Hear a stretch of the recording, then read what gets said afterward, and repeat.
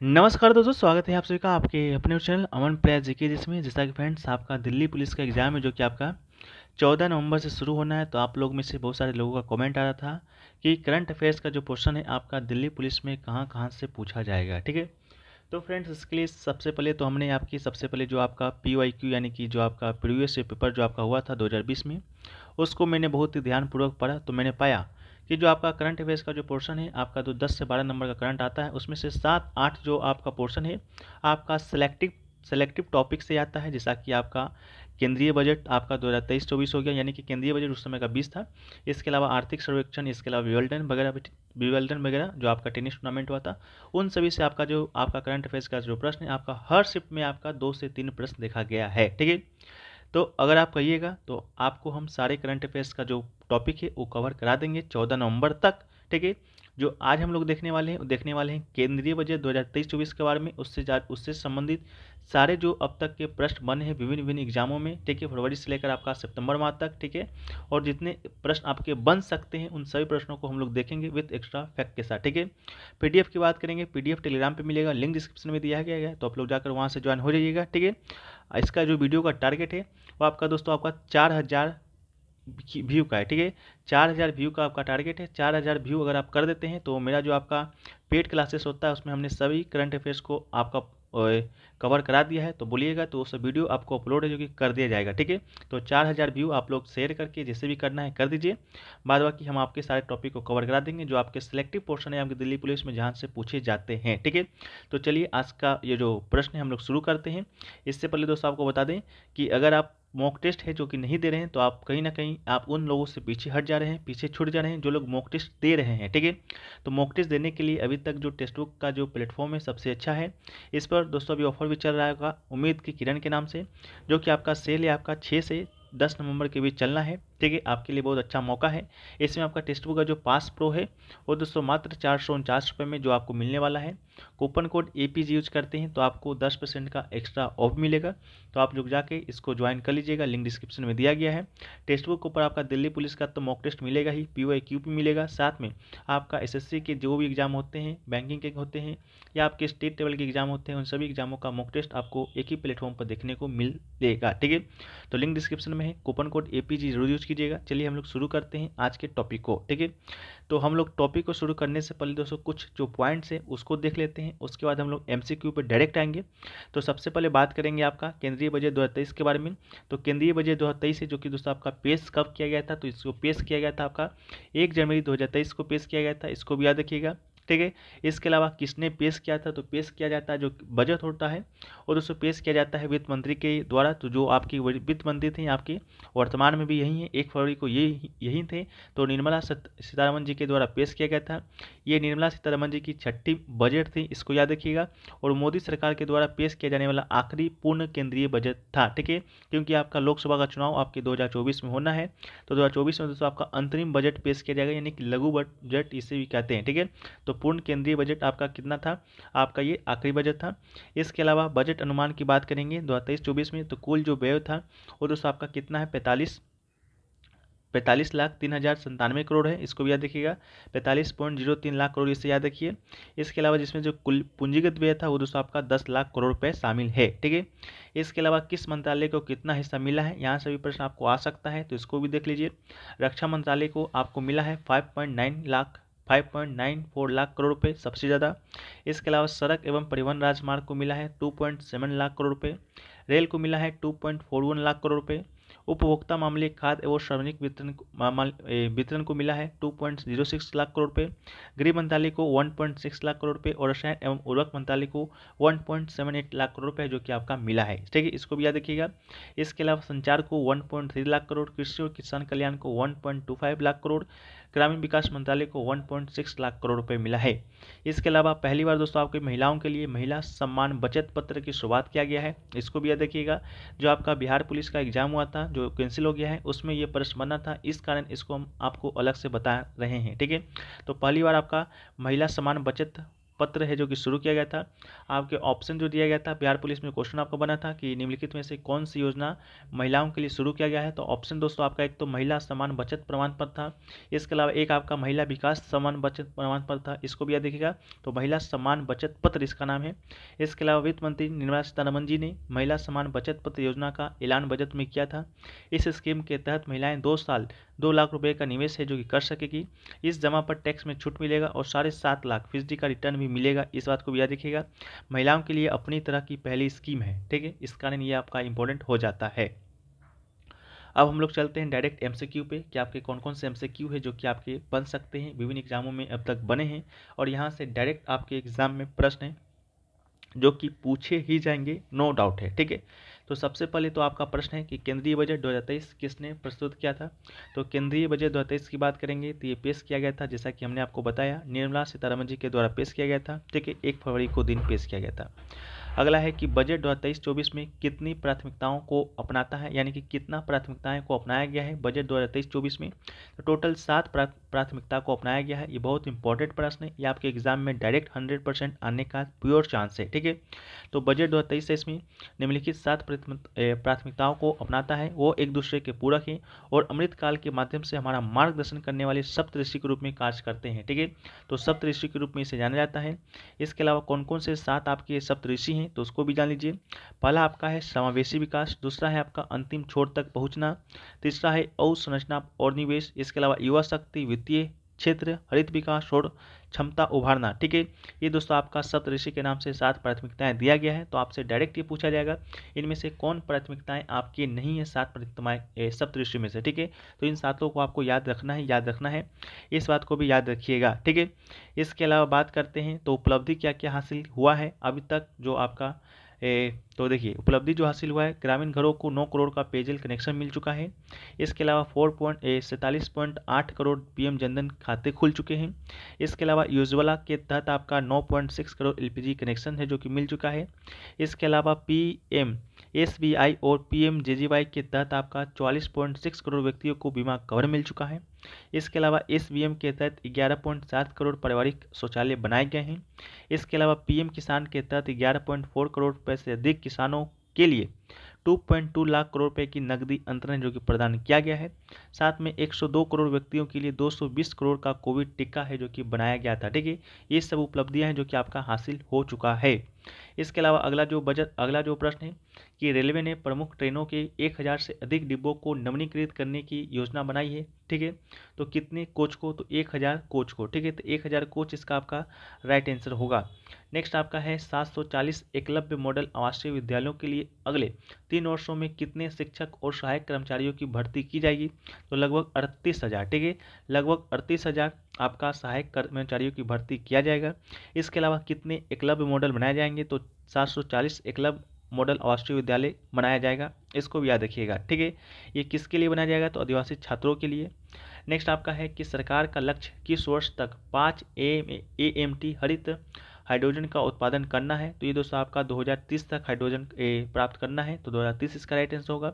2030 तक सरकार का लक्ष्य 5 AMT हरित हाइड्रोजन का उत्पादन करना है। हाल ही में 19,700 करोड़ रुपए के परिव्यय के साथ नेशनल ग्रीन हाइड्रोजन है जो कि लॉन्च किया गया है। नेक्स्ट आपका है बाजरा के लिए वैश्विक केंद्र कहाँ पर बनाया गया है, कहाँ पर बनाया जाएगा। तो बाजरा के लिए जो वैश्विक केंद्र है ये दोस्तों आपका हैदराबाद में भारतीय बाजरा अनुसंधान संस्थान बनाया जाएगा, ये आपके बजट में ही कहा गया है। तो अब भारत को श्री अन्न के लिए एक वैश्विक केंद्र बनाने के लिए भारतीय बाजरा अनुसंधान संस्थान हैदराबाद को अंतर्राष्ट्रीय स्तर पर सर्वोत्तम प्रथाओं अनुसंधान प्रौद्योगिकी को साझा करने के लिए उत्कृष्टता केंद्र के रूप में समर्थन दिया जाएगा। नेक्स्ट आपका है कि मछुआरों और मछली विक्रेताओं पर केंद्रित करने के लिए कौन सी नई योजना है। तो ये योजना का नाम आपका है पीएम मत्स्य संपदा योजना की नई उप योजना, ठीक है, ये योजना का नाम है। इसके अलावा मत्स्य पालन, मछुआरों, मछली विक्रेताओं और सूक्ष्म और लघु उद्यमों को गतिविधि को और सक्षम बनाने, मूल्य श्रृंखलाओं दक्षता में सुधार करने, बाजरा का विस्तार करने के लिए 6,000 करोड़ रुपए के लक्षित निवेश के साथ पीएम मत्स्य संपदा योजना की एक नई उपना लॉन्च किया गया है। अगला है केंद्रीय बजट 2023 में घोषित नई MSMI योजना क्या है। तो ये योजना आपका है MSMI के लिए संशोधित क्रेडिट कार्ड गारंटी योजना है, इसको भी आप याद रखिएगा। नेक्स्ट आपका है कि केंद्रीय बजट 2023 में घोषित की गई? किस योजना में विभिन्न पारंपरिक और कुशल व्यवसायों में लगे कुशल लोग शामिल हैं? तो पीएम विकास यानी कि प्रधानमंत्री विश्वकर्मा कौशल योजना, ठीक है, इसका राइट आंसर था। अगला है कि प्रथम बजट कौन सा था जो डिजिटल था, ठीक है, तो आपका 2021-22 का जो बजट था फ्रेंड्स वो आपका डिजिटल था, इस बात को भी याद रखिएगा। पहला डिजिटल बजट कब पेश किया गया था? 1 फरवरी 2021 को, जो आपका 21-22 का बजट था। इसके अलावा नेक्स्ट आपका है 2023-24 के अनुमानित बजट के अनुसार प्रति व्यक्ति आय कितनी है? तो प्रति व्यक्ति आय की बात करेंगे तो ये दोस्तों आपका 1.97 लाख है, ठीक है, 1.97 लाख है, इसको भी याद रखिए। अगला है किसी विशेष वित्तीय वर्ष में अनुमानित कुल व्यय से अनुमानित कुल व्यय का अधिक हो तो उसे क्या कहते हैं? तो उसे दोस्तों आपके घाटे का बजट है जो कि कहा जाता है। बजट आपका 3 प्रकार का होता है, अधिशेष बजट, संतुलित बजट और आपका घाटे का बजट। तो जब किसी विशेष वित्तीय वर्ष में अनुमानित जो कुल आय है, कुल आय से अनुमानित कुल व्यय हो जाए तो उसे हम लोग घाटे का बजट कहते हैं। अगला है कि बजट 2023-24 में कौन सा कथन आपका असत्य यानी कि गलत है, आपको बताना है। तो वित्तीय वर्ष 2023-24 में राजकोषीय घाटे के जीडीपी का 4.69% निर्धारित किया गया है, ये कथन आपका बिल्कुल सही है। जो आपका सरकार ने 2023-24 के केंद्रीय बजट में राजकोषीय घाटे का जो जीडीपी रखा है वो दोस्तों आपका 5.9% रखने का लक्ष्य रखा है, तो आपका 4.9 नहीं, आपका 5.9 होगा, ठीक है। इसके अलावा 2022-23 के दौरान राजकोषीय घाटा जीडीपी का कितना रहा? तो आपका 6.4% रहा था, जो कि अनुमान किया गया था कि 6.71% रहेगा, लेकिन रहा था आपका 6.4। इस बार जो अनुमानित किया गया आपका 5.9 रखा गया है अनुमानित। इसके अलावा वित्तीय वर्ष 2023-24 में राजस्व घाटे का जीडीपी का कितना है? 2.9% है, ये आपका बिल्कुल सही है। राजस्व घाटे का कितना है? 2.9% है। इसके अलावा वित्तीय वर्ष 2023-24 में प्रभावी राजस्व घाटा का जीडीपी का कितना है? तो 4.5% है, इसको भी याद रखिएगा। नेक्स्ट आपका है राजस्व घाटे के संबंध में क्या सही है? तो राजस्व घाटे के संबंध में क्या सही है तो इसको देखिए, ये कुल राजस्व व्यय या कुल राजस्व प्राप्ति का अंतर है, बिल्कुल सही है। अगला है कि बजट 2023-24 में इसे जीडीपी का 2.9% रखा गया है, ये भी आपका सही है। इसके अलावा 2022-23 के बजट में संशोधित अनुमान में कुल जीडीपी का कितना रहा था? 4.1% रहा था, ये भी आपका सही है। तो उपयुक्त में से सभी इसका राइट आंसर होगा। अगला है कि बजट 2023-24 में सरकार की खर्च की सबसे बड़ी मद कौन सी है, यानी कि सबसे ज़्यादा सरकार का जो खर्च होगा कहाँ पर होगा? तो ये दोस्तों आपका ब्याज भुगतान पर होगा, तो ऑप्शन नंबर ए ब्याज भुगतान होगा इसका राइट आंसर।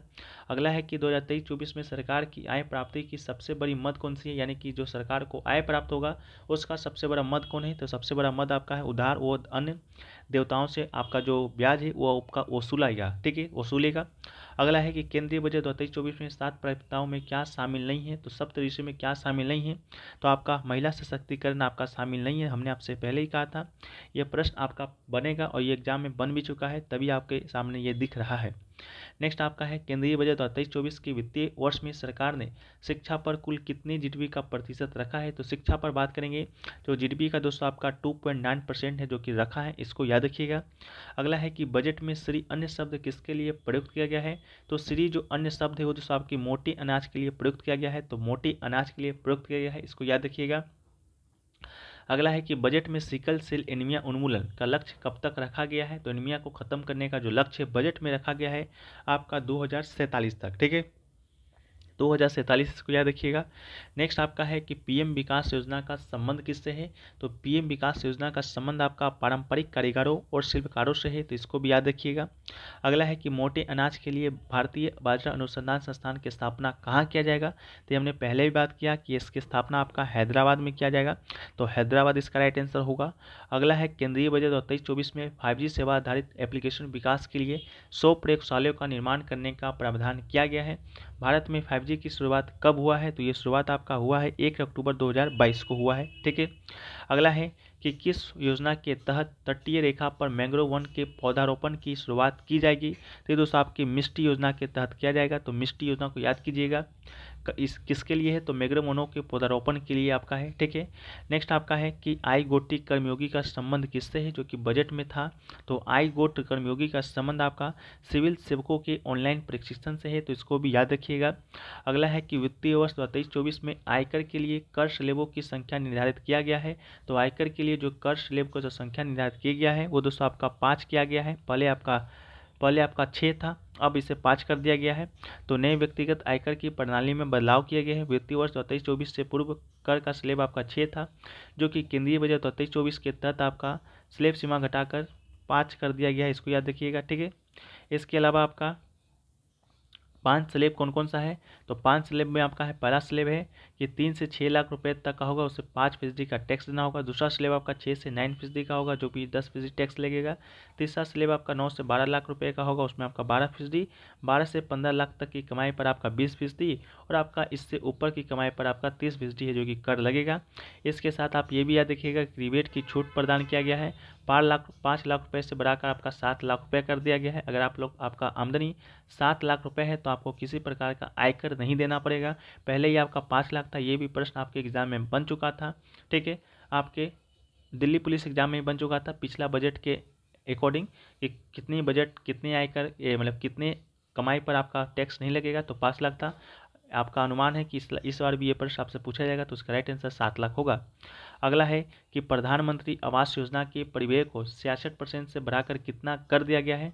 तो आपका जो बिहार पुलिस का एग्जाम हुआ था उसी में पूछा गया था कि प्रधानमंत्री जो आवास योजना है उसमें आपका पहले 60% था, उससे बढ़ाकर कितना किया गया है, तो 66% कर दिया गया है। ये आपका क्वेश्चन पूछा गया था, लेकिन यहाँ पर है कि 66% से बढ़ाकर कितना किया गया है, तो दोस्तों आपका 79,000 करोड़ रुपये है जो कि कर दिया गया है। ठीक है, तो प्रधानमंत्री आवास योजना का जो परिव्यय है आपका 66% से बढ़ाकर आपका 79,000 करोड़ रुपए से अधिक है जो कि किया गया है। नेक्स्ट आपका है कि पहले चरण में 1 लाख प्राचीन शिलालेखों की डिजिटलीकरण के लिए भारत श्री एक डिजिटल एपिग्राफी संग्रहालय में स्थापित किया जाएगा। श्री के लिए आई किसके लिए उपयुक्त किया गया है, तो आई आपका इंस्क्रिप्शन के लिए यूज़ किया गया है, तो इसको याद रखिएगा। इसके अलावा भारत श्री को भी याद रखिएगा किसके लिए है, तो आपका शिलालेखों के डिजिटलीकरण के लिए। ठीक है, इसके अलावा डिजिटली पुरालेख संग्रहालय में भारत साझा शिलालेख भंडार स्थापित किया जाएगा, जिसके चरण में 1 लाख प्राचीन शिलालेख का डिजिटलीकरण है जो कि आपका किया जाना है। नेक्स्ट आपका है कि केंद्रीय बजट 23-24 में रेलवे के लिए कितना पूंजी परिव्यय प्रदान किया गया है, तो ये पूंजी आपका 2.4 लाख करोड़ रुपये रेलवे के लिए दिया गया है, जो कि दोस्तों आपका 2023-24 में आपका दिया गया था, उससे ज़्यादा आपका है। ठीक है, यहाँ पर है कि रेलवे के लिए 2.4 लाख करोड़ रुपये का पूंजी प्रदान किया गया है, अब तक का सबसे उच्चतम है। ठीक है, ये आपका 13-14 के बजट में आपका 9 गुना है। ठीक है, उससे आपका कितना है, 9 गुना है। अगला है कि केंद्र ने फाइनेंशियल ईयर 24 के लिए सकल घरेलू उत्पाद के राजकोषीय घाटे का डैश अनुमान लगाया है, तो अनुमान आपका कितना लगाया है, 5.9% लगाया है। ये प्रश्न हमने आपसे पहले भी डिस्कस कर चुका है। ठीक है, अगला है कि भारतीय संविधान के किस अनुच्छेद में 1 वर्ष के केंद्रीय बजट की वार्षिक वितरण विवरण कहा जाता है, तो इसका राइट आंसर आपका क्या हो जाएगा, आपका 112 हो जाएगा। ठीक है, जो आपका भारतीय संविधान का जो अनुच्छेद 112 है उसमें दोस्तों केंद्रीय बजट का उल्लेख किया गया है। केंद्रीय बजट का उल्लेख किया गया है, बजट का शब्द का उल्लेख नहीं किया गया है, उसकी जगह आपका वार्षिक वित्तीय विवरण का उल्लेख किया गया है। तो इस बात को भी याद रखिएगा। भारतीय संविधान का अनुच्छेद 112 के अनुसार 1 वर्ष के केंद्रीय बजट को वार्षिक वित्तीय विवरण यानी कि AAFS कहा जाता है, इस बात को भी याद रखिएगा। इसके अलावा कुछ और बातें हैं जो कि आपको बजट से रिलेटेड है, जो कि याद रखना है। क्या क्या याद रखना है, तो पहला याद रखिएगा कि बजट प्रस्तुत करने वाली पहली महिला कौन थी, तो बजट प्रस्तुत करने वाली जो पहली महिला थी वो दोस्तों आपकी इंदिरा गांधी थी, इसको भी याद रखिएगा। ठीक है, इंदिरा गांधी थी। इसके अलावा सबसे ज़्यादा बार बजट किसने पेश किया था, सबसे ज़्यादा बार बजट किसने पेश किया है, तो सबसे ज़्यादा बार बजट है आपकी मोरारजी देसाई जी ने किया था। टोटल 10 बार है जो कि बजट है जो कि आपका पेश किया है। ये सब आप लोग पहले से भी जानते होंगे। ठीक है, ये आप लोग पहले से भी जानते होंगे, तो उतना बताने की आवश्यकता नहीं है। जो बताने की आवश्यकता थी उसको मैंने आपके साथ डिस्कस कर दिया है। वीडियो पसंद आया है तो वीडियो को लाइक कर दीजिए। अगर इस वीडियो पे 4000 व्यू चला जाता है तो हम आपके साथ और भी टॉपिक को डिस्कस करेंगे, जहां से प्रश्न आपके दिल्ली पुलिस एग्जाम में आएंगे ही आएंगे, 100% आपका कन्फर्म है। ठीक है, तो चलिए वीडियो को यहीं पर समाप्त करते हैं। बाद बाकी टेक्स्ट बुक पर मॉक टेस्ट देना चाहते हैं, लिंक डिस्क्रिप्शन में है। कूपन कोड APG जरूर यूज़ कीजिएगा। मिलते हैं नेक्स्ट वीडियो में, जब तक के लिए जय हिंद जय भारत।